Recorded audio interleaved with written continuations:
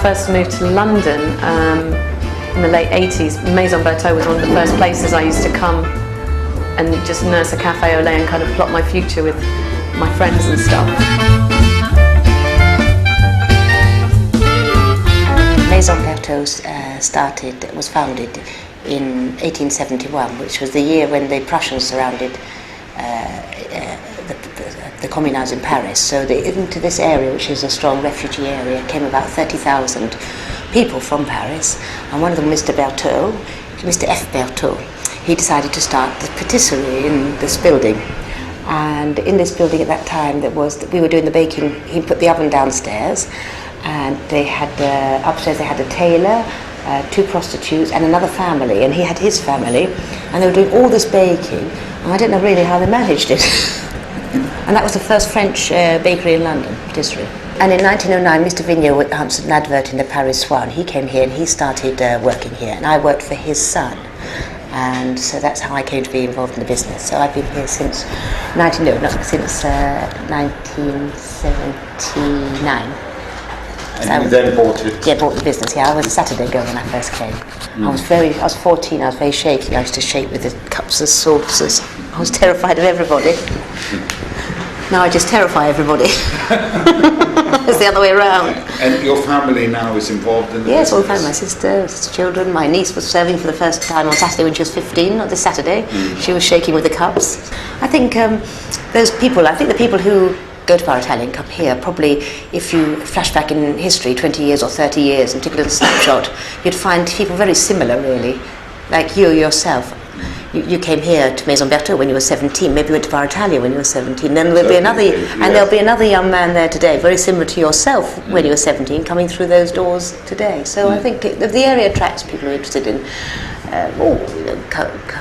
the media, culture, arts, tourists, and Maltese have been replaced by other different groups.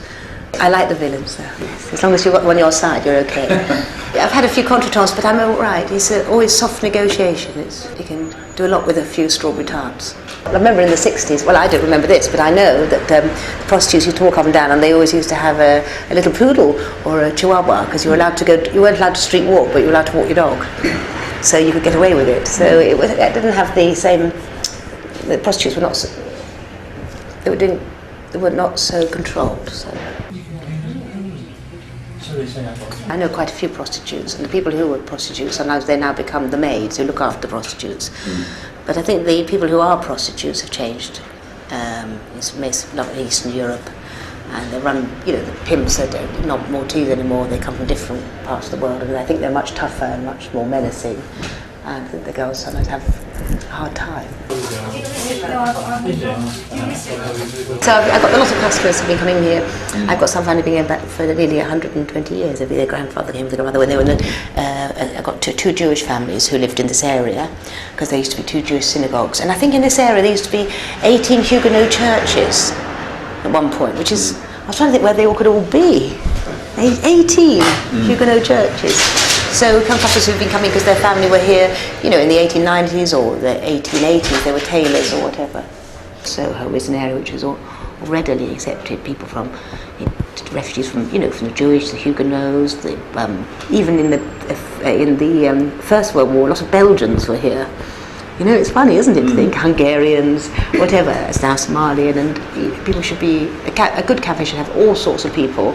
Yeah, the customers are very good because they're very loyal, and you have to say, one of the great things about running the cafe is that we hope always to produce a product which is very enjoyable for the customers, and so many people, especially if they just come to London.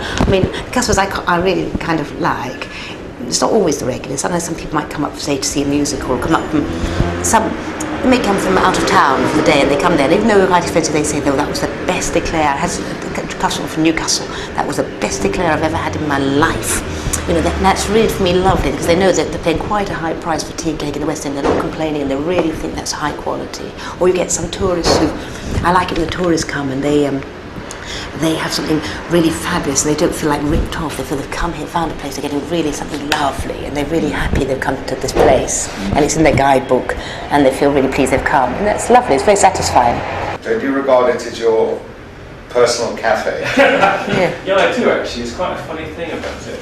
You know? Yes. It's everyone gets a personal service. It's quite a strange thing, and also you feel you belong.